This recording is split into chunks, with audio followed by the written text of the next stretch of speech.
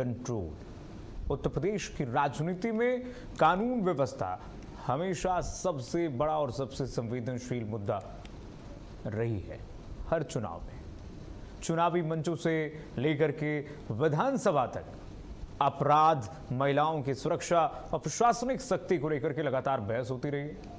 एक बार फिर से यही मुद्दा चर्चा के केंद्र में है, क्योंकि मुख्यमंत्री योगी आदित्यनाथ ने 2017 से पहले और 2017 के बाद के उत्तर प्रदेश की तुलना करते हुए बड़ा बयान दिया है। एक बार फिर से आजमगढ़ में आपने सुना, कुशीनगर में आपने सुना, लखनऊ में भी उन्होंने यही बात दोहरा दिया। लखनऊ में इलेक्ट्रिक बसों के फ्लैग ऑफ और नोएडा इलेक्ट्रिक बस डिपो के उद्घाटन कार्यक्रम के दौरान मुख्यमंत्री योगी आदित्यनाथ ने कह दिया कि आज उत्तर प्रदेश में व्यापक परिवर्तन दिखाई दे रहा है। सीएम ने दावा किया है कि 2017 से पहले उत्तर प्रदेश में अपराधियों का बोलबाला था, अराजकता का माहौल था और आम लोगों के साथ साथ व्यापारी तथा निवेशक जो इन्वेस्टर्स थे वो तो दूर की कौड़ी थी, वो इन्वेस्टमेंट तो होता नहीं था उत्तर प्रदेश में। निवेशक आते नहीं थे डर के मारे उत्तर प्रदेश में कि कहीं निवेश करने जाएं हम ही न लूट लिए जाएं। ये डर का माहौल था निवेशकों में। सीएम योगी आदित्यनाथ ने स्पष्ट किया था कि निवेशक इसलिए भी नहीं आते थे कि उत्तर प्रदेश की सीमा वहां से शुरू होती थी जहां से लाइट गुल, बिजली गुल, सड़क बदहाल स्थिति में, और जहां से माफिया राज शुरू, वहीं से उत्तर प्रदेश की सीमा शुरू हो जाती थी। चाहे वो उत्तर प्रदेश का पश्चिमांचल क्षेत्र हो, पश्चिमांचल का सीमा हो, या फिर बिहार से लगा हुआ पूर्वांचल का, हर जगह उत्तर प्रदेश में अराजकता थी, व्यापारी असुरक्षित थे। मुख्यमंत्री ने लखनऊ से एक और संदेश दिया।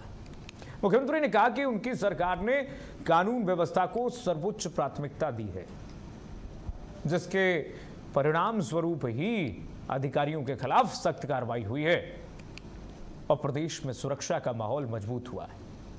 सीएम योगी आदित्यनाथ ने यह भी कहा कि आज महिलाएं पहले की तुलना में अधिक सुरक्षित महसूस कर रही हैं। और एनसीआरबी की डेटा उठाकर देखिए, एनसीआरबी की डेटा ये कहती है। और मुख्यमंत्री ने कहा कि प्रदेश विकास में आज अग्रणी है, निवेश के नए केंद्र के रूप में यूपी उभर रहा है और अब हम $1 ट्रिलियन इकोनॉमी बनाने की और सोच सकते हैं उत्तर प्रदेश के लिए।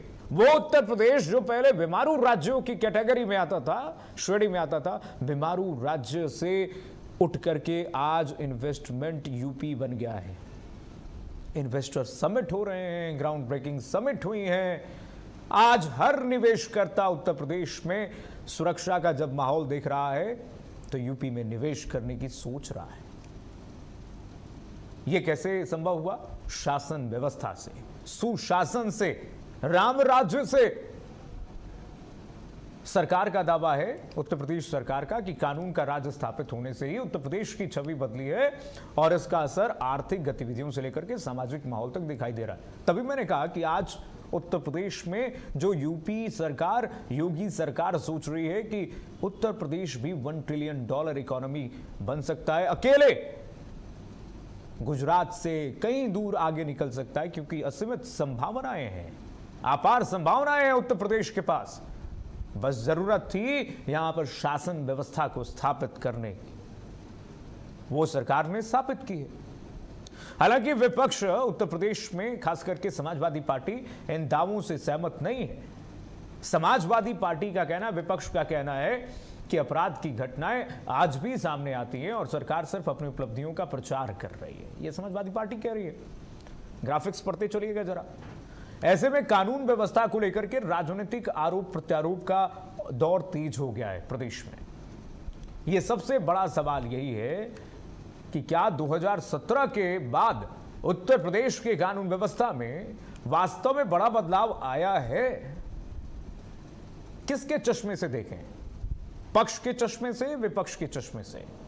पक्ष कहेगा बदलाव आया है, विपक्ष कहेगा नहीं, कुछ नहीं हुआ है। सवाल नंबर 2, कि क्या अपराध पर प्रभावी नियंत्रण हुआ है? सवाल नंबर 3 कि क्या महिलाएं पहले से ज्यादा सुरक्षित हैं? जो सीएम योगी आदित्यनाथ कहते हैं कि महिलाओं को छेड़ोगे तो दूसरे चौराहे पर यमराज इंतजार कर रहे हैं। एंटी रोमियो स्क्वाड बना। सवाल नंबर 4 की क्या जमीनी हकीकत सरकार के दावों की पुष्टि करती है? आज इसी विषय पर चर्चा करेंगे और बातचीत करेंगे, लेकिन उससे पहले कुछ सवाल हैं।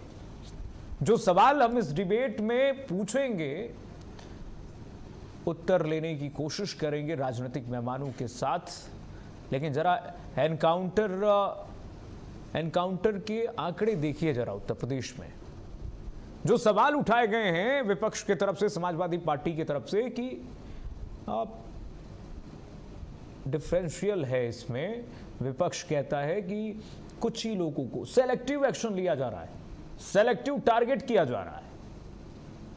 आप देखिए जरा, यूपी में सिर्फ एक धर्म के लोगों का एनकाउंटर हुआ है क्या? उसका उत्तर देखिए, आंकड़े देंगे। ऐसे नहीं, मुंह से कहने से नहीं होता है, उसके उत्तर आंकड़े देंगे। आप देखिए, मार्च 2017 से लेकर के नवंबर 2025 का ये आंकड़ा क्या बोलता है? आंकड़े बोलते हैं। जैसे अखिलेश यादव ने कहा था, काम बोलता है। समाजवादी पार्टी सरकार उस समय जो थी, इसी नारे के साथ चुनाव में उतरी थी, लेकिन जनता ने कहा नहीं, काम नहीं बोलता है। जनता ने कहा आपके कारनामे बोलते हैं। लेकिन ये आंकड़े क्या बोलते हैं? आप देखिए, कुल अपराधी कितने मारे गए हैं उत्तर प्रदेश में? 25.56%। हिंदू मुस्लिम तुष्टीकरण की जाती है, उसके आंकड़े देखिए जरा। कहा जाता है कि सिर्फ सेलेक्टिव एक्शन हो रहा है। हिंदू अपराधी मारे गए हैं 62.03%। सबसे पहली बात तो यही होना चाहिए कि विपक्ष को इसकी राजनीति नहीं करनी चाहिए। अपराधी अपराधी होता है। अपराधी का ना धर्म होता है, ना जात होता है, ना उसका कोई अलग से उसका एजेंडा होता है। अपराधी नकारात्मक और सकारात्मक नहीं होता है। आतंकवाद नकारात्मक सकारात्मक नहीं होता है। आतंकवाद आतंकवाद है, माफिया माफिया है। इसमें राजनीति करने वालों को सोचना चाहिए। लखनऊ के मंच से सीएम योगी आदित्यनाथ ने क्या कुछ कहा, कैसे एक बार फिर से सियासत हो रही है, सीएम के बयान को लेकर के एक बार फिर से उत्तर प्रदेश की सियासत गर्म हो गई है। जरा सुनिए सीएम ने क्या कुछ कहा है, उसके बाद मेहमानों से परिचय करूंगा और बहस पे चलेंगे। सुनिए। और 2017 के बाद का उत्तर प्रदेश, 2017 के पहले टूटी हुई सड़कें, नदारद बिजली, अराजकतापूर्ण वातावरण, सुरक्षा का कोई पुरसा हल नहीं, प्रदेश के अंदर चारों ओर अव्यवस्था और अराजकता के इस वातावरण में प्रदेश के नागरिकों के सामने पहचान का एक संकट खड़ा हुआ था।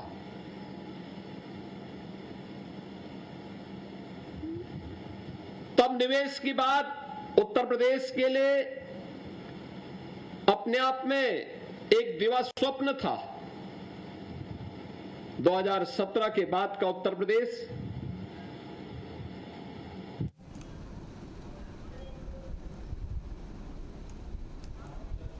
सीएम योगी आदित्यनाथ को आपने सुना।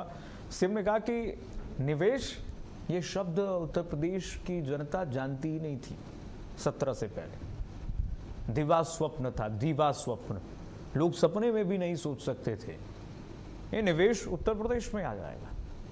नोएडा में आने से कतराते थे लोग, जो दिल्ली एनसीआर से सटा हुआ है। तो पूर्वांचल के दूर सुदूर क्षेत्र में तो समझ लीजिए कि बहुत दिवा स्वप्न था ये। आइए मेहमानों पर चलते हैं, चर्चा की शुरुआत करते हैं। मेहमानों का परिचय करा दूं आपसे।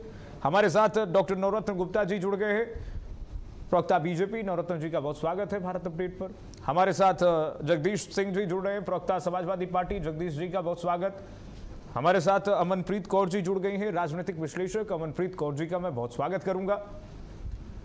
सबसे पहले मैं जगदीश जी के पास ही जाऊंगा।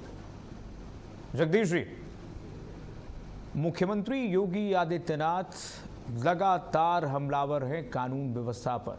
वो कह रहे थे 2017 से पहले आज ही उन्होंने संदेश दिया एक बार फिर से, 2017 से पहले उत्तर प्रदेश में निवेश नाम का ये क्या टर्मिनोलॉजी है, क्या शब्द है, उत्तर प्रदेश की जनता नहीं जानती थी। निवेश एक दिवा स्वप्न था उत्तर प्रदेश के लिए और संरक्षण था सरकार का। आज वन डिस्ट्रिक्ट वन प्रोडक्ट है, वन डिस्ट्रिक्ट वन माफिया नहीं है। क्या कहेंगे जगदीश जी? देखिए, ऐसा है, मुख्यमंत्री जी का अपना वो है, उनको कहना भी चाहिए, उनका अपना विचार है।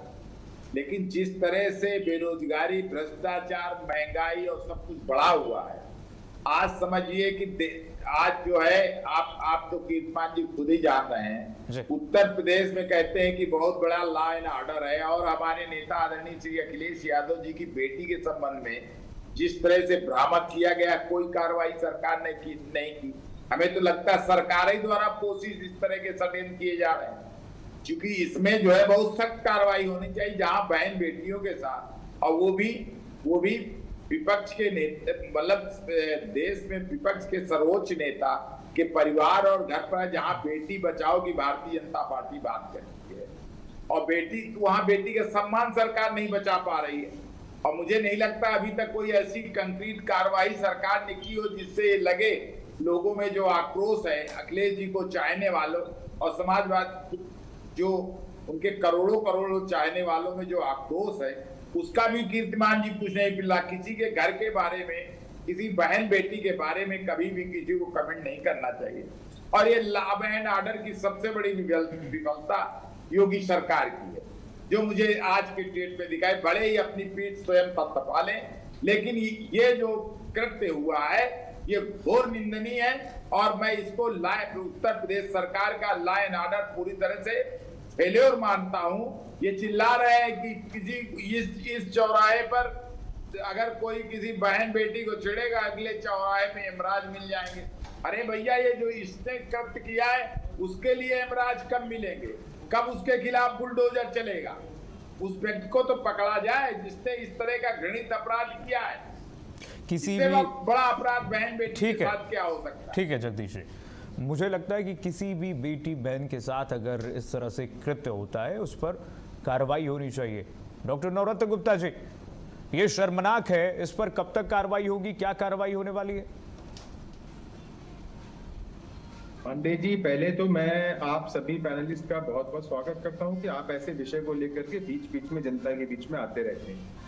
देखिए, जिस प्रकार 2017 के बाद आज तक जो सिस्टम उत्तर प्रदेश में आपने देखने को मिला, आप लोगों को देखने को मिला, उस चीज से समाजवादी पार्टी हो, कांग्रेस हो या दूसरी अन्य पार्टियां हो, बौखलाई हुई हैं। आप एक बात बताइए, पहले के दौर में और अब के दौर में, हम पिछली सरकारों की बात करें और अब आदरणीय योगी जी ने जो काम किया 2017 से लेकर के अभी तक, उस सरकार के काम को लेकर के जो अब पूरे देश में एक बिल्डोजर का नाम पहले किसी ने सुना नहीं था, वो बिल्डोजर का नाम कहां से डेवलप हुआ?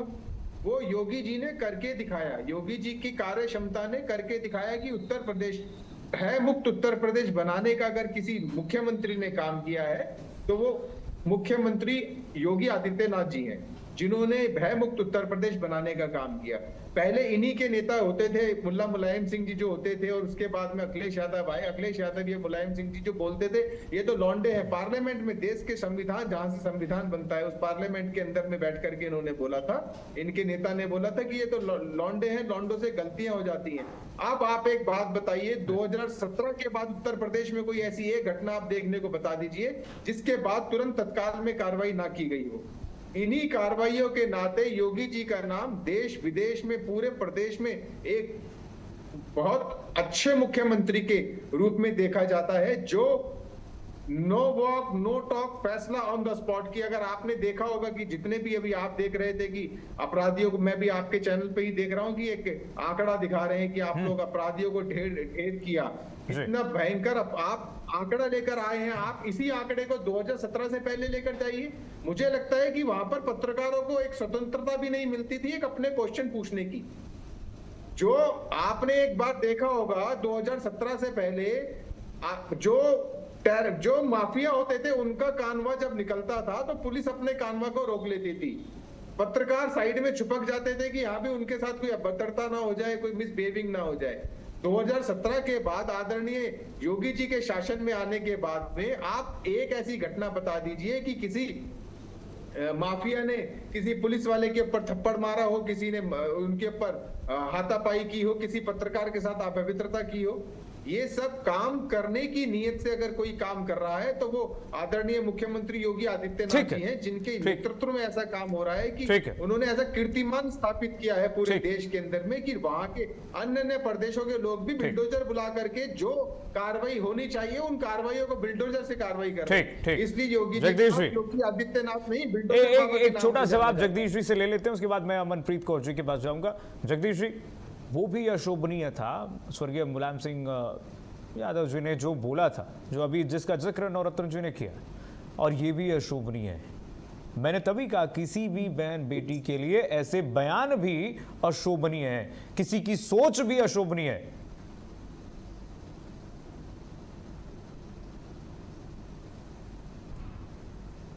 जगदीश जी, जगदीश जी आवाज मिल पा रही है क्या? अनम्यूट कीजिए जगदीश जी। जगदीश जी आवाज मिल पा रही है क्या आपको सर? हाँ जी बोलिए। अब नवरत्न जी ने कहा कि स्वर्गीय मुलायम सिंह यादव जी ने क्या टिप्पणी की थी, उसको बताने की जरूरत है क्या? कीर्तिमान जी, अगर ये कह रहे हैं तो ये इनका मानसिक दुर्बलता ही मुझे लगेगी। हाँ। क्योंकि श्रद्धेय नेताजी ने जो कहा था कीर्तिमान जी, मैं प्रैक्टिशनल लॉयर हूं, मैं ये पार्टी से अलग हटके मैं बता रहा हूं कि आजकल जो है, जो कोई कानून होता है ना तो कीर्तिमान जी, समाज को रेगुलेट करने की, लेकिन जो ये जो कानून बना हुआ है जो सेक्सुअल ऑफेंसेस के लिए, इसमें जब से लड़की की एज 15 से पत्नी की एज 15 से 18 कर दी गई है, जो सुप्रीम कोर्ट में इस पे हियरिंग चल रही है। पहले पत्नी की एज 15 साल थी, अब उसको कर दिया सरकार ने 18। हाँ। इससे जो इस बीच का जो बच्चे हैं, हाँ, जो गलती कर बैठते हैं आपस में, प्रेम के कारण जो गलती हो जाती है, हाँ, इससे बच्चों को बहुत तगड़ा झेलना पड़ रहा है। यानी आप जस्टिफाई कर रहे हैं, ये जस्टिफाई कर रहे हैं उस बयान को क्या? वकालत मतलब मैं आपको जो बता रहा हूँ कीर्तिमान जी, जरा उसको सुनिए थोड़ा सा। वकील जगदीश जी वकील हैं, लेकिन इस बात को तो जस्टिफाई मत कीजिए सर। मुलायम सिंह यादव ने क्या कहा था? आप 20 मिनट होंगे, लड़के हैं, लड़कों से गलतियां हो जाती हैं, इस बात को जस्टिफाई कर रहे हैं क्या आप? नहीं, क्या कर रहा हूं आप खुद समझ जाएंगे, आप बता रहा हूं। वो सही नहीं है। मैं कहना ये चाह रहा हूं कि 15 साल 16 साल की बच्ची, जरा बीच में मत टोकिए, हाँ, और 17-18 साल का बच्चा एक दूसरे से सहमत के साथ भाग जाते हैं, और जब पकड़े जाते हैं, माँ बाप FIR करते हैं, तो पता लगा, जानते हैं क्या है कि वो आते हैं तो वो बेटा जेल में रहता, वो नारी निकेतन में रहती, 18 साल बाद जब छूटते हैं फिर दोनों शादी करते हैं, मान्यवर, फिर दोनों शादी करते, साथ रात। कल ही सुप्रीम कोर्ट ने पूरी प्रोसीडिंग को क्वेश्चन किया। नवरत्न जी बोलिए जरा कुछ। मतलब आए दिन इस तरह की घटनाएं, नवरत्न जी 10-20 नवरत्न जी कमेंट कीजिए। जेलों में कम से कम, नवरत्न जी कमेंट कीजिए। 70% लोग इसी तरह वाले जेल में। आप ये बता रहे हैं 15 साल इनकी डेट की गई है, ऐसा तो कहीं किसी भी संविधान में नहीं है कि 15 साल 18 साल बालिग लड़के के लिए और लड़की के लिए 18 साल बालिग। आप कानून नहीं जानते हैं तो अधिकार के हिसाब से भारत के राजनीतिक, भारत के लोकतंत्र के अंदर जब व्यक्ति मतदान कर सकता है, उस व्यक्ति को 18 साल की उम्र में बालिग माना जाता है। ये कौन से वकील है, मुझे कहां से पढ़कर आए हैं, मुझे इनकी वकालत पर थोड़ा शक होता है। असल में अगर आप बगैर पढ़े लिखे हो, कानून नहीं पढ़े हो, तो इसीलिए आप इस तरह की बात कर रहे हो। पहले मैंने कहा 18 वर्ष की आयु में, 18 वर्ष की आयु में बच्चे को एक अपना स्वतंत्रता अधिकार होता है, वोट डालने का अधिकार होता है, चाहे वो शादी करने के लिए हो या उसको वोट डालने के लिए हो, जो उसका अधिकार होता है, मूल अधिकार होता है। बालिग जिसको हम लोग मानते हैं, आप जानते नहीं हो, फालतू की बात, आप जब नहीं जानते हो जिस चीज को, IPC की धारा, ऐसे थोड़ी हो सकता है जगदीश जी कि सब कुछ आप ही जान जाए। ये किताब में आपको नहीं, ऐसे थोड़ी होता है कि सब कुछ आप ही जान जाएंगे। मतलब आप वकील हैं तो आप ही सब कुछ थोड़ी जानते हैं। नवरत्न गुप्ता जी को भी ज्ञान है। जानते नहीं तो फिर उसमें कंटेंट मतलब यही आप पूछना नहीं चाहता हूँ, जानते हो तो उसमें क्यों बात कर रहे हो? पढ़ने से जो वकीलात वाली बात कर रहे हैं, मुझे अभी भी बता रहा हूँ, मुझे इनकी शंका, इनकी मानसिक स्थिति पर शक हो रहा है। नहीं, आपकी मानसिक स्थिति खराब भाई, एक किताब रखिए, अभी दोबारा आप उसको पढ़िए ना। आप बच्चा बालिग कब माना जाता है?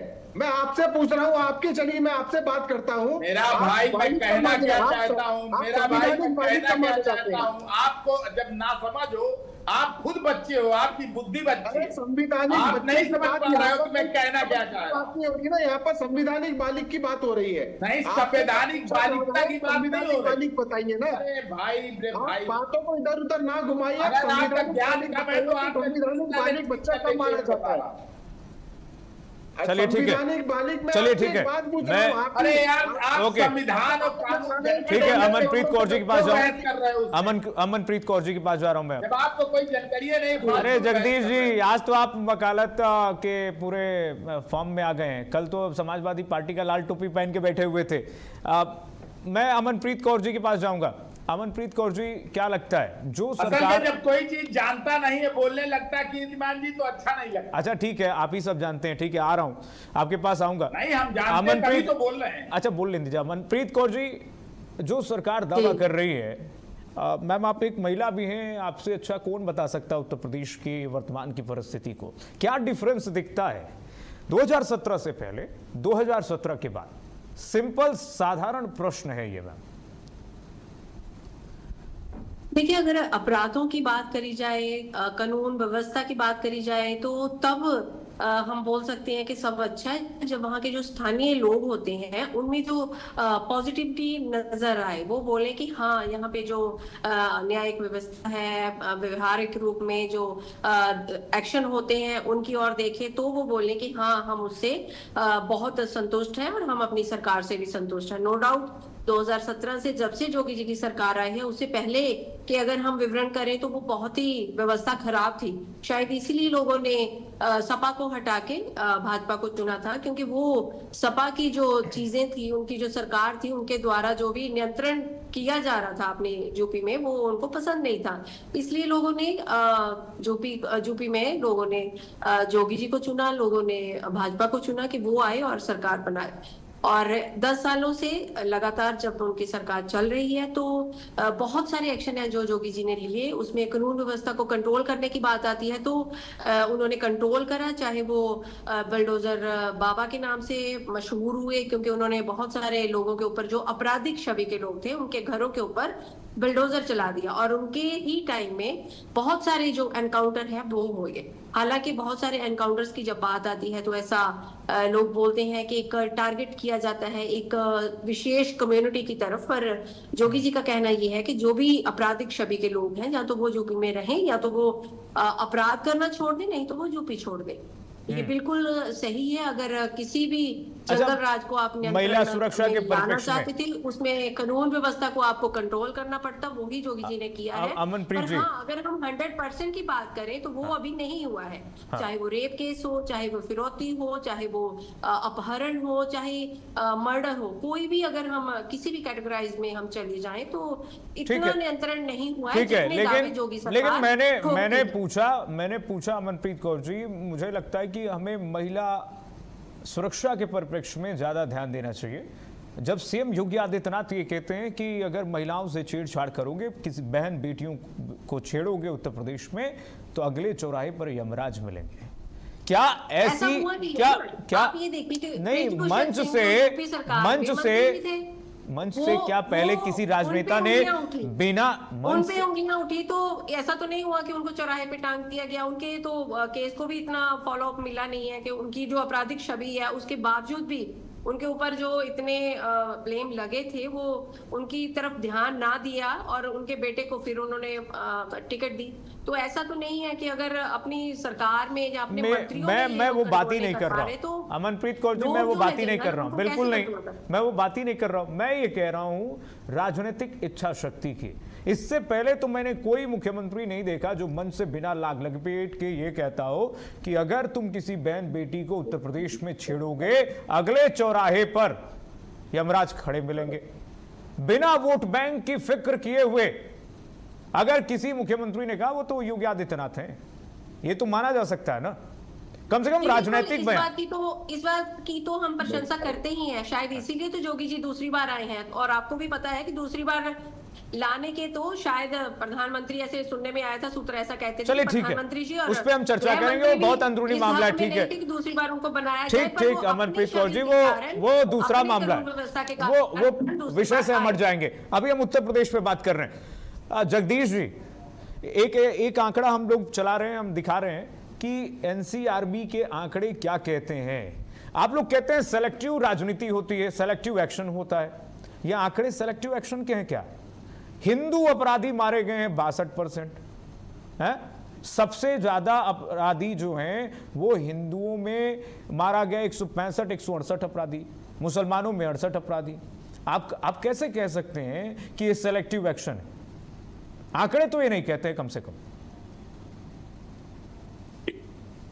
कीर्तिमान जी, ये जो आंकड़े हैं, हम मानते हैं कि अपराधी जो भी सरकार होती, जो भी अपराधी काम करेगा, हाँ, गलत काम करेगा, इनके खिलाफ सदैव एक्शन होते रहे, कोई नई बात नहीं आती। लेकिन जिस तरह से मैंने आपके डिबेट में शुरुआत से ही कहा कि सबसे बड़ा अपराधी जिसने बेटी अदिति के बारे में घृणित अपराध किया, उसके खिलाफ बुलडोजर कब चलेगा, मैं भारतीय जनता पार्टी का सरकार का वही देखना चाहता हूं। चूंकि बेटी बचाओ की बात अतीक अहमद क्या करता था प्रयागराज में? अब यार आपको जब नकारात्मक हम भूल जाएं, तो हम नहीं हम भूल जाएं, अतीक अहमद इतिहास की बात हो गई मेरे भाई, उसको हम भूल जाएं। अतीक अहमद जो पैदा हुआ इसके बारे में नहीं, उसको भूल तो नहीं सकते। अतीक अहमद पैदा हुआ इसके बारे में, अतीक अहमद तो इतिहास हो, जगदीश जी उसे भूल तो नहीं सकते। पीछे की बात नहीं, जो इतिहास हो गया उसके बारे में नहीं, आगे की बात करिए। प्रयागराज में रही बात ये दावा की जिस तरह से अपराध बढ़े इस सरकार में, अपराधी बिल्कुल की उसकी ये हिम्मत हो गई कि बहन बेटियों के खुलेआम पोस्ट कर रहे हैं और आप दुहाई दे रहे हैं कि बहुत अच्छा लॉ एंड ऑर्डर है। मेरी समझ में नहीं आता कहां आप किस नवरत्न जी देख रहे हैं। नवरत्न जी, चश्मा तो सब सही है, लेकिन मुझे नहीं लगता है कि माफिया को देखने के लिए चश्मा एक दूसरा चश्मा लगाना चाहिए। नवरत्न जी बताइए। कीर्तिमान जी, जिस प्रकार अभी मैं राजनीतिक विशेषज्ञ बहन जी की बातों को सुन रहा था, बहुत अच्छा इन्होंने बताया कि 2017 के बाद से और अभी तक भारतीय जनता पार्टी की सरकार ने वहां पर बहुत अच्छा काम किया। जगदीश जी की बातों का जवाब दीजिएगा। एनसीआरबी के मैं वो डाटे भी देख रहा हूं काफी देर से और लगातार, ये हमारे पास ऑलरेडी डाटा है भी। हाँ। इन डाटों के ऊपर अगर हम बात करें, जगदीश जी, मुझे लगता है कि इनको अपना चश्मा सच में बदलना चाहिए। हाँ। ये राजनीतिक चश्मे को देख रहे हैं, ये काम के चश्मे के आधार को नहीं देख रहे। मजे की बात है जगदीश जी ने चश्मा लगाया। बोलना चाहता हूँ, आप इस काम के आधार को, काम के चश्मे को देखिए। 2017 से 2025 तक के आंकड़े अगर आप उठाएंगे, जो जुर्म तय हुआ है चाहे वो किसी ने भी किया हो, निश्चित उसके ऊपर कार्रवाई हुई है। कई जगहों पर आपने देखा होगा गलती से भाजपा के कार्यकर्ताओं का भी अगर नाम आया तो तुरंत तत्काल प्रभाव से उनको निरस्त किया गया है और उनको हटाया भी गया है। ऐसा इसमें कोई कहने वाली बात, अतिशोक्ति वाली बात नहीं है। जो बात आप समझना नहीं चाहते, क्योंकि आप राजनीतिक चश्मे को से देख रहे हैं, आप अपना चश्मा बदल के देखना ही नहीं चाह रहे। जैसे अभी कीर्तिमान जी ने बोला अतीक अहमद की बात आई, आपने बोला बात बदलिए, पहली बातें हैं पुरानी बातें। अरे जब पुरानी बातें ही नहीं होती तो फिर नई बातें कहां से पैदा होती?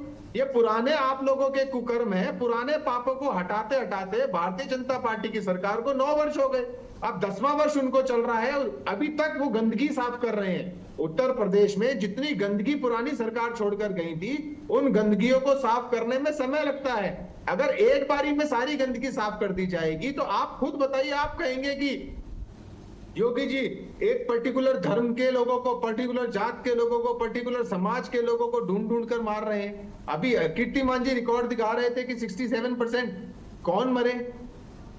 आतंकवादी नहीं मरे, माफिया नहीं मरे ना, कोई मुसलमान नहीं मरा ना। जो कानून के दायरे में आकर के, जिसने कानून के साथ खिलवाड़ करके, जिसने एक कानून की जो एक गाइडलाइंस है उनका उल्लंघन करके उसने अगर कुछ काम किया हो, तो 62% अपराधी जो हिंदू अपराधी मारे गए हैं वहां पर। आप बताइए ना, वहां पर हम तो नहीं बोल रहे कि यहाँ पे पर्टिकुलर एक धर्म के लोगों को मारा हो।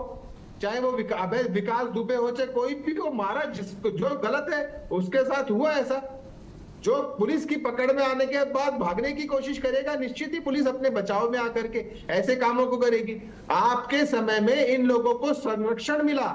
आप समाजवादी पार्टी की सरकारों के समय में जितने भी मुसलमान आतंकवादी देशद्रोही जो वहां से नमाज पढ़ करके जैसे मस्जिदों से मदरसों से जो नमाज का अजान पढ़ करके जो हो हुल्लड़ मचाते थे, उन सबके ऊपर अगर कार्रवाई करने का काम किया तो वो योगी आदित्यनाथ जी की सरकार ने किया। ये प्रशंसनीय काम को आप लोगों को हजम नहीं हो रहा, क्योंकि वो काम एक इतना विशाल बड़ा भव्य काम किया है। हाँ। अभी आप बताइए, जो जगदीश जी के पास जाऊं मैं। जगदीश जी, माफिया राज शब्द ये इतना छोटा शब्द नहीं है जगदीश जी। उत्तर प्रदेश की जनता इतना भयाक्रांत थी इस शब्द से कि आज भी अगर सपने से उठा करके, अगर नींद से उठा करके यूपी के लोगों को पूछा जाए कि माफिया राज का मतलब क्या होता है, एक छोटा बच्चा बता देगा। मुझे लगता है कि नब्ज पकड़ ली है बीजेपी ने। माफिया राज शब्द लाते ही उत्तर प्रदेश की जनता अलर्ट हो जाती है। नहीं भैया, कुछ मत करो। माफिया, उत्तर प्रदेश में माफिया राज नहीं होना चाहिए, और उस नब्ज को बीजेपी जानती है, योगी आदित्यनाथ जानते हैं, और इसीलिए लगातार हम देख रहे हैं, चाहे आजमगढ़ हो, कुशीनगर हो, आज लखनऊ हो। चुनाव तो 6-7 महीने बाद है, आज से 7-8 महीने बाद है, लेकिन माफिया राज की पटरी पर ये दौड़ चुका है पूरा मुद्दा। माफिया राज, ये शब्द बहुत व्यापक है। देखिए और बीजेपी ने क्या आरोप लगाया, संरक्षण दिया किसने माफियाओं को? माफिया कैसे पले बढ़े ये तो सब जानते हैं। कैसे उनको लोकतंत्र की मंदिर तक पहुंचाया गया, लोकसभा का टिकट दे दिया गया, विधानसभा पहुंचा दिया गया। क्यों? इसकी वकालत नहीं हो सकती है जगदीश जी, ये वकालत के लायक नहीं है ये मुद्दा। इसको तो मानना होगा जगदीश जी, इसे मानना होगा।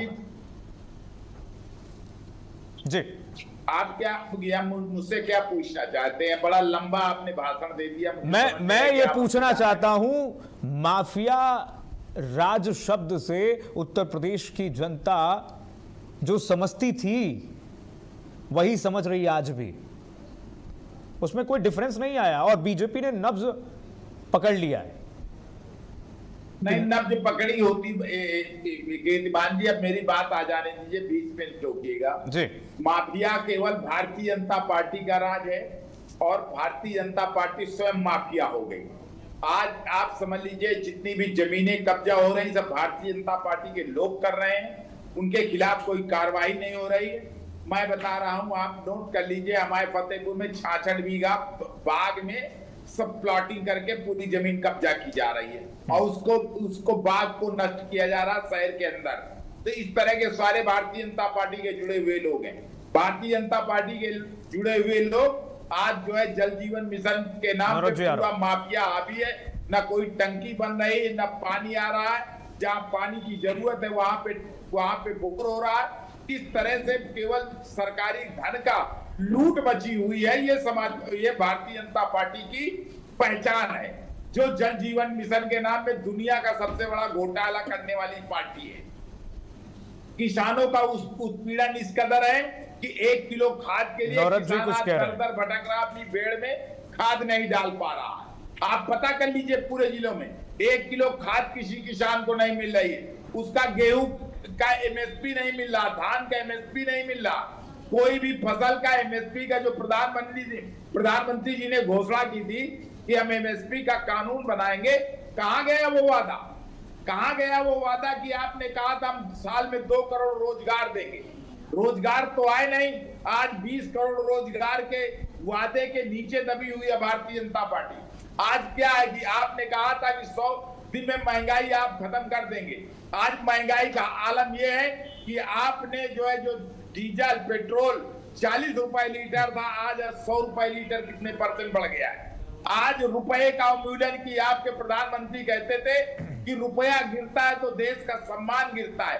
आज रुपए का मूल्यन इस तरह से हुआ है कि यार रुपया 95 में पहुंच गया है और 70 साल में वो 60 रुपए में रुपया था। तो भारतीय जनता पार्टी ने देश को खोखला कर दिया है। भारतीय जनता पार्टी ने देश को बर्बाद कर दिया है और इसकी सजा। ठीक है नौरत गुप्ता जी, नौरत जी, जब से फाइल में मोदी जी का नाम आया है। अच्छा अब नौरत्न जी को बोल लें दीजिए। साहब के सामने जी हुजूरी कर रहे हैं। अच्छा, जी हुजूरी से देश का सम्मान बीजेपी को बोलने दीजिए। गिरा के रख दिया है। नौरत जी बोलिए। इससे बड़ी जिस प्रकार मुझे लगता है कि पढ़े लिखे विद्वान व्यक्ति हैं, इनको पता नहीं, ज्ञान नहीं है क्या? पेट्रोल आपको नहीं, कुछ दिन पढ़ के आइए तब हमारे पेट्रोल भारत में बढ़ रहा है या पेट्रोल हमारी बात का जवाब दीजिए।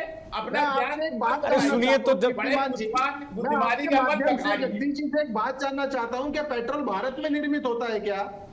पेट्रोल भारत में निर्मित होता है? बताइए जगदीश जी बताइए। आप जगदीश जी, मैं सिर्फ छोटी सी बात पूछ रहा हूँ। आप पढ़े लिखे व्यक्ति है ना, आप पढ़े लिखे वाली बात कीजिए। पढ़े लिखे सिर्फ आप है, बाकी जो अनपढ़ लोग बात करते हैं कि वो देखिए कौवा कान लेके चला गया, वो कौवे को देखते हैं, अपना कान नहीं देखते। आप कौवे को देख रहे हैं, आप अपना कान नहीं देख रहे। आप पढ़े लिखे वाली बात कीजिए ना। किसी ने कहा कि भैया कौवा कान लेके चला गया, आप कौवे के पीछे भाग रहे हैं। आप कौवे के पीछे भाग रहे हैं, आप कौवे के पीछे मत भागिए। आप जवाब दीजिए, आप जवाब दीजिए। आप लोगों ने की बातें करेंगे इसी प्रकार से भ्रष्टाचार, भ्रष्टाचार इन बातों का कुछ लेना देना नहीं होता। पेट्रोल के दाम बढ़ गए जी, पेट्रोल के दाम बढ़ गए। अरे मोदी जी के घर, हमारे घर हिंदुस्तान में बन रहा है क्या पेट्रोल? आप पूरे विश्व के पटल पर देखिए, जो विश्व के पटल पर निर्मित चीजें होती हैं उनका तो पूरा विश्व जो यूनिवर्सल व्यापक बिजनेस होता है उसके हिसाब से देखा जाता है। क्या पेट्रोल हिंदुस्तान में दिल्ली में बढ़ रहा है, उत्तर प्रदेश में ही बढ़ रहा है क्या? आप कैसे विद्वान होकर के अनपढ़ों वाली बात करते हैं, ताज्जुब लगता है मुझे। अनपढ़ है आप, जो बड़े बुद्धिमान है आप, बड़े विद्वान है। आप थोड़ा सा, आप भी थोड़ा ज्ञान को करके नहीं, आप अपना ज्ञान वर्धन करिए। आप नेशनल चैनल पर कोई औचित्य नहीं होता। आप बोल रहे हैं कि आप किसानों की जमीन बातों का जवाब दीजिए। आप वकील आदमी है भैया, आप पिटीशन लगाइए। आप एक बार अपनी कंप्लेंट दीजिए, हमें पता तो लगे कि ऐसे आप वही वाली बात कर रहे हैं कि भैया कौवा कान लेके चला गया, कौवा कान लेके चला गया। आप एक ऑथेंटिक है, आप एक रिपोर्ट बताइए, उसके ऊपर अगर भारतीय जनता पार्टी कार्रवाई ना करे तो मैं कल से चैनल पर आना छोड़ दूंगा। इससे बड़ी बात क्या बोलता हूं मैं, बताइए आप। शहर के अंदर नोट करिए, जवाब दीजिए। मैंने आपसे 4 सवाल पूछे हैं, आप एक ऑथेंटिक जवाब दीजिए कि किसी कोई कंप्लेंट आप ऐसी बताइए जो आप लोगों ने कंप्लेंट की हो कि भाजपा के लोगों ने कोई जमीन कब्जा कर ली और उसके ऊपर भाजपा के नेता कार्रवाई नहीं कर रहे। आप कुछ बताइए तो सही। बताइए जगदीश जी, क्यों नहीं बता रहे? बैठ करके दिमाग में ख्याली पुलाव पका रहे हैं कि हाँ जी ऐसा ऐसा होगा तो ऐसा ऐसा हो जाएगा। ख्याली पुलाव पकाने से काम नहीं चलता। जगदीश जी बोलिए। देश की राजनीति है, देश की जनता देख रही है, कीर्तिमान जी और अमृत पीर जी, एक और बहन जी देख रही है। बोलिए जगदीश जी। देखने से चीजों को बचा नहीं जाता। आप कंप्लेंट दीजिए, मैं कीर्तिमान जी चैलेंज कर रहा हूं, अगर उसके ऊपर कार्रवाई ना हो आपके माध्यम से नौरत तो मैं गुप्ता जी आपके रुके, सामने मौजूद रहूंगा। नौरत जी रुके। जगदीश जी बोलिए, पहले जवाब दीजिए, उसके बाद कीर्तिमान जी नोट कर लीजिए, आपके चैनल में बता रहा हूँ। आप ये बताइए ना, भारतीय जनता पार्टी आप ऑथेंटिकेशन दीजिए कि हाँ ये कंप्लेंट हमने डीएम फतेहपुर को दिया। कंप्लेंट पर आज तक कोई कार्रवाई नहीं हुई। सुनोगे, डीएम जिला अधिकारी फतेहपुर को दिया, एनजीटी को ऑनलाइन दिया हूं शिकायत, आज तक कोई कार्रवाई नहीं हुई, क्योंकि भारतीय जनता पार्टी के सारे लोग कब्जा कर रहे हैं। जगदीश जी सुनिए ना, हम चर्चा कर रहे हैं क्राइम पर, और बात जब होती है अतीक अहमद की, आप कहते हैं इतिहास है भूल जाओ। ये कैसे संभव हो सकता है? ये दो पैमाना कैसे आप लोग कर लेते हैं? अतीक अहमद पर बात, उसके आतंक पर बात हो तो ना करो, उस पर फिल्म बने तो आप लोग उसका विरोध कर देते हो। ऐसा माफिया तो माफिया है। कीर्तिमान जी, मैं आपकी मजबूरी समझता हूं। माफिया तो माफिया है, मैं भी आपकी मजबूरी समझ रहा हूं। मेरी मजबूरी आपने समझी। आपकी मजबूरी समाजवादी पार्टी की मजबूरी, आपकी मजबूरी समाजवादी पार्टी की मजबूरी उत्तर प्रदेश की जनता समझती है महाराज। जगदीश जी, मजबूरी है जगदीश जी, मुझे तो आपकी मजबूरी लगती है कि लाल टोपी पहन करके आप लोगों को भ्रमित करते हैं कि मतलब माफिया को बोलो, भ्रमित नहीं करते, आप भ्रमित करते हैं, केवल भारतीय जनता पार्टी को भ्रमित करते हैं। खतरे वाले लोग हैं। पहले आप हरी टोपी पहनते हो, आपने लाल टोपी पहननी शुरू करती है, और ये 27 में भी आप भारतीय जनता पार्टी का काम भ्रमित करके ही 27 में भारतीय जनता पार्टी का हम काम तमाम करते दिखाई नहीं देती थी। आज तो टोपी नहीं पहने। पहले जगदीश जी और इनके नेता अखिलेश यादव जी हरी टोपी पहनते थे। अरे हरी टोपी, लाल टोपी, और आज तो टोपी नहीं पहने। भाजपा आई जब से तो इन्होंने हरी टोपी का रंग बदल करके लाल कर दिया और अब ये पब्लिक को टोपी पहनाने की कोशिश कर रहे हैं। जगदीश जी ने तो आज टोपी नहीं पहनी। तो है नहीं जगदीश जी, अतीक अहमद की बात करो तो ये भूतकाल में चले, ये बोलते हैं पुरानी बातें हैं। जगदीश जी, है ना, वहां पर उत्तर प्रदेश के अंदर में जो गुंडा राज होता था इनकी सरकारों के समय में, उसकी बात करो तो नहीं जी, वहां पर कुछ ऐसा नहीं था। अरे देश की जनता, उत्तर प्रदेश की जनता त्रस्त थी, बदहाल थी, परेशान थी। कीर्तिमान जी इन्हीं की भाषण सुनाने के लिए आप बोलिए, चले जाए। आप बोलिए जगदीश जी, बोलिए। मैं तो आपको भी कह रहा हूं, आप बोलिए, अपना काउंटर दीजिए।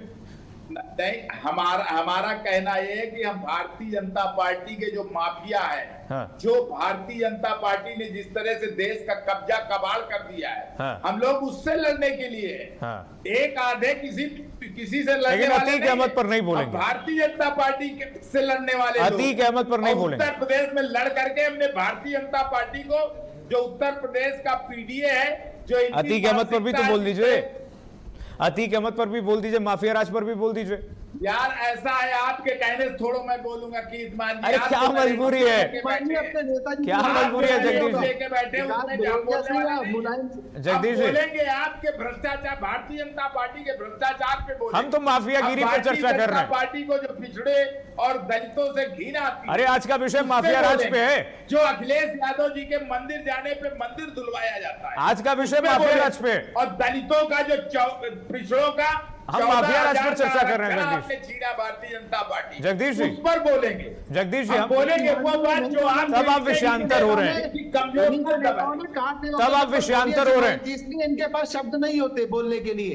इनके तो मान्यवर जो पिछड़ों का 14,000 नौकरियों में आरक्षण आपने लूटा है, माफिया पे नहीं बोलेंगे, सब पर बोल देंगे, माफिया राज पर नहीं बोलेंगे। तो वही पीडीए आपको जमीन चटाएगा, जो 24 में चटाया वही जमीन आपको जमीन पे रखेगा। दुनिया भर की बातें जगदीश जी बोल देंगे। एक बात तो स्पष्ट है, 2027 में मन बना दिया है कि पूर्ण रूप से योगी आदित्यनाथ जी की सरकार नवरत्न जी रुकिए, हाँ ये सब जो है देखना चाहिए। रुकिए एक मिनट जगदीश जी, आपको देखना चाहिए। जगदीश जी, मुझे लगता है कि दुनिया भर की बातें आप बोल देंगे, समाजवादी पार्टी ला देगी विषय में, है, लेकिन जब माफिया राज पर बात होगी, जब अतीक अहमद पर बात होगी, तो समाजवादी पार्टी बोलती नहीं है।